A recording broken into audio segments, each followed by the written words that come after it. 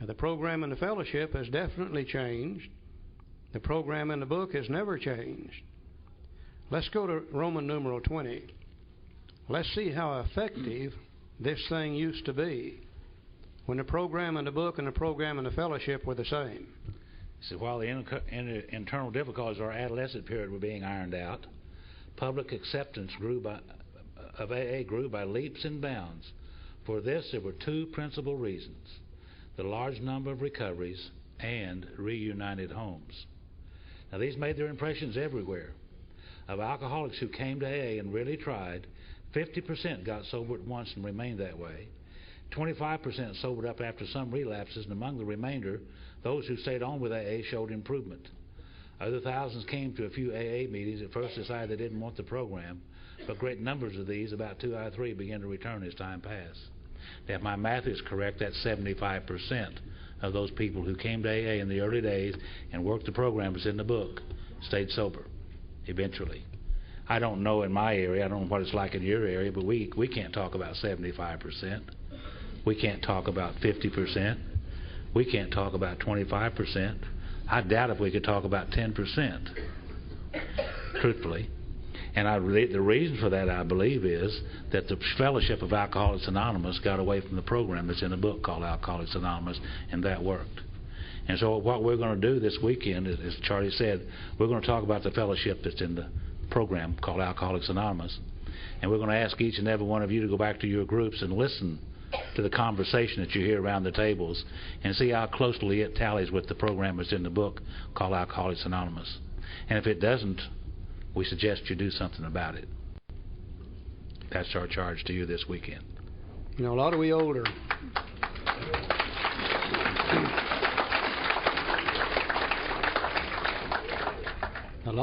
members of Alcoholics Anonymous tend to blame this problem on the newcomer. The newcomer comes in here and they want to talk about the only thing they know to talk about.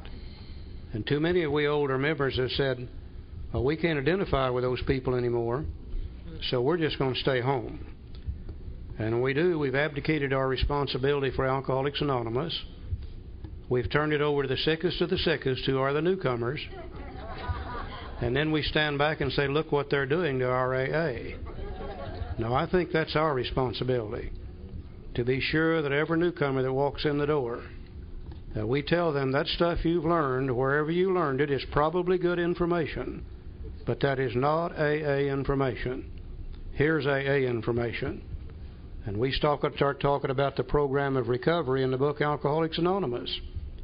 And we take them by the hand and we lead them through this program of recovery so they can have a spiritual awakening also.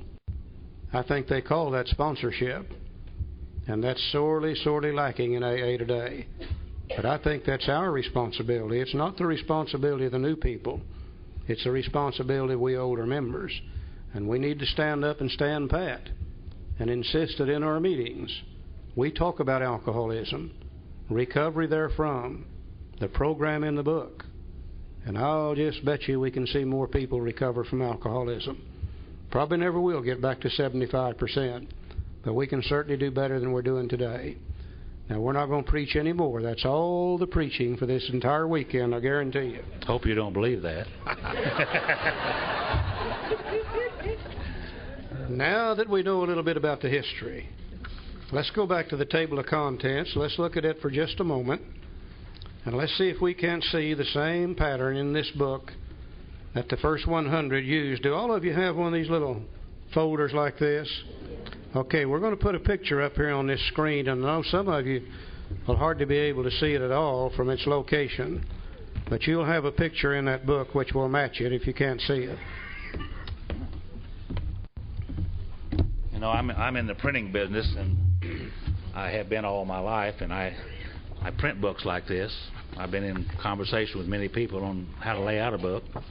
And when I started reading this book, Alcoholics, and I guess I must have had brain damage or something, but it never dawned on me that this book was laid out in a particular way. After all, a bunch of old alcoholics wrote it, so what would they know about laying out a book, I thought, so I didn't pay attention to that. Come to find out, though, this book they've had lots of good information, lots of good help with laying out this book. This book is laid out in a particular manner to bring about certain ideas. Each chapter is very, very important. Each page is very, very important. Each paragraph is very, very important. One paragraph leads to the next. The information in that paragraph and that page leads to the next. And that's the way it goes in this book, Alcoholics Anonymous. Everything is important. And it's laid out in a certain sequence to bring about certain ideas. Most books have 3 particular goals, especially this one does. And the first goal in this book, it tells us what the problem is. That's the goal number 1. And they're going to use the doctor's opinion and Bill's story basically to tell us what the problem is. And then the second goal is going to be the solution. They're going to give us a solution to the problem that they described. And they know we're going to have problems with that solution just like they did. So they're going to talk chapter 2, there is a solution. Chapter 3, more about alcoholism. The solution has to do with spiritual matters, and they know we're going to have some of those problems. So they wrote down chapter 4 called We Agnostics, for those of us who had problems in that area. And then the third goal is actions necessary for recovery. And we're going to begin with how it works in chapter 5. And chapter 6 is into action.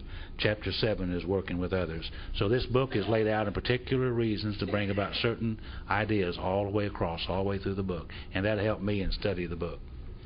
I hear people today talking about going to a step study meeting. And they're always referring to studying the steps out of the 12 and 12. But if you'll notice that these chapters correspond with the steps also. And anytime you're studying the big book, you're studying the steps of Alcoholics Anonymous. In that doctor's opinion and Bill's story, we're going to see nearly all the information, a little bit of it in chapter 2 and 3, but most of it will be in the doctor's opinion and Bill's story. We'll be able to see everything that we need to in order to see what our problem really is. And we'll be able to see where we're absolutely powerless over alcohol. And our lives have become unmanageable. And really, that's step 1. Step 1, if we wanted to boil it down to just one word, would be powerless. Then when we can see that powerless condition, then obviously the answer to that's going to be power. And remember, Ebby told Bill it has to be the aid of a power greater than human power. So through chapters 2, 3, and 4, we're going to be able to see that power, and we're going to get some new information about spirituality, so we'll be able to come to believe that maybe that power could help us also. And there we're dealing with step 2. That's the power. We came to believe that a power greater than ourselves could restore us to sanity. Well, if we know we're powerless, and we know we need the power, then the only other thing we need to know is how do you find that power? And that's what chapters 5, 6, and 7 are about. There we will see the last 10 steps of Alcoholics Anonymous. And if we follow them, we will have a spiritual awakening, we will have found the power, and we're no longer powerless over alcohol. I read this book for years before I saw that sequence. The same identical sequence that Bill and Bob and the first 100 had to know. What is the problem? Step 1. What is the solution? Step 2. What is the program of action necessary to find it? Steps 3 through 12. Now you begin to study the book in this manner, it becomes a very fascinating book to see how each chapter ties into the next chapter to convey these certain ideas in the proper sequence. Table of contents. Okay, let's go over for just a few moments to the preface, Roman numeral 11. And the second paragraph on Roman numeral 11. Because this book has become the basic text for our society and has helped such large numbers of alcoholic men and women to recovery, there exists a sentiment against any radical changes being made in it. Therefore, the first portion of this volume describing the AA recovery program has been left untouched in the course of revisions made for both the second and third editions. And I think there's 2 ideas there. First, when we see the words basic text, I think we're alerted to the type book we have in front of us.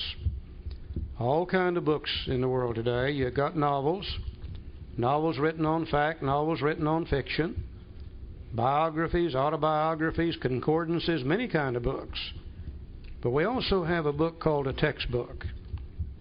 And many of us don't have very fond memories of textbooks. Every time I saw the word textbook, all I could think about was cheat. I don't know why. I remembered about how back in school when we used a textbook, you had to read and study and do things you didn't want to do, take tests and all that kind of jazz. Lots of work involved in it. And for some people in AA today, the very idea of a textbook just completely turns them off. But if you would take a textbook in its simplest form, really all it is a means of taking information from the mind of one human or a group of human beings, put it down in the written word, then transfer that information to the mind of another human being who's using the textbook. And that's all teaching is. A lot of people today say you can't teach in AA. I don't see why you can't. Teaching is nothing more than transferring information from the mind of one person to the mind of another, increasing the knowledge of the one who's being taught. We all teach every day, and we're all being taught every day. I don't see how in the world we could ever sponsor and help anybody if we couldn't teach them what we already know. Now that's what a textbook does too. A textbook usually assumes that the reader of the book will have very little knowledge of the subject matter. Normally starts at a very simple level. Then as the knowledge of the reader increases, the material presented becomes more difficult. The idea of a textbook on mathematics. Let's say my friend Joe here knows nothing at all about mathematics. He can't add, he can't subtract, he can't do any of those things. Oh, he can count. In fact, he could probably count to 21 if he's standing there naked and got everything where it belongs. He might make 21. 20 and a half, actually. And if I handed him a textbook on mathematics and I said, Joe, I want you to go to chapter 5 and work the algebra problems. Well, being a good fellow, he would go to chapter 5 and look at them. But he can't even add and subtract. They just look like marks on paper to him. But if I say, Joe, chapter 1 in this textbook on mathematics deals with the value of numbers and addition and subtraction. If you'll read it and study it and let me help you, by the time you're through with chapter 1, you'll know how to add and subtract. And sure enough, he learns how to do that. And then I say, now let's go to chapter 2. Based on what you've learned in 1, you can go to chapter 2 and learn how to multiply and divide. And sure enough, he does that. And then I say, now you can go to chapter 3, and you can learn fractions and decimals. And we gradually prepare his mind for the new information in chapter 5. I think the greatest mistake being made in AA today, newcomer comes to the door, we hand them the book, and we say, go to chapter 5 and do what it says, and you'll be okay. And they go to chapter 5, and they run into a series of algebra problems. Step 1 said we admitted we were powerless over alcohol, our lives had become unmanageable. The newcomer said, man, I'm not powerless over anything. They have no idea what we mean by that statement. Step 2 said came to believe that a power greater than ourselves could restore us to sanity. The newcomer said, don't tell me I'm crazy. Yeah, I do stupid things when I'm drunk, but when I'm sober, I'm like other people. They have no idea what we mean by that statement. Well, if you're not powerless and you're not nuts, then you don't need step 3 to be thinking about turning your will and your life over to the care of something you don't understand in the first place. We present them with an impossible situation. If we can do nothing else this weekend, I hope we're going to be able to get over the idea of the value of the doctor's opinion in the first 4 chapters. There is where we learn what the problem is. There is where we learn what the solution is. That prepares us for chapter 5. You see, chapter 5 starts with step 3. And it's very difficult to start with 3 unless you got 1 and 2 behind you. Hopefully we'll be able to see that. I think the other thing that is so important, there exists a sentiment against any radical changes being made in it. The first edition of the Big Book, Alcoholics Anonymous, and by the way, this happens to be a second printing of it. You'll notice how big this second printing is. The actual lettering size is the same as your book today, but you'll also notice that it had very wide margins on the pages. The alcoholic mind says the bigger the book, the better it'll sell. So that's why they call it a big book. It's a big book. They printed it on the cheapest old paper they could find. Cheap paper's thick is real thick. And you'll notice how thick this book actually is. It doesn't say a bit more than the book does today. But, you know, that actually the thicker it is, certainly the more money it's worth. I think I can see their ideas behind some of this. What really amazes me is you notice the color on the dust jacket. I can just see some alcoholic in New York City walking down the street with this under his arm trying to remain anonymous.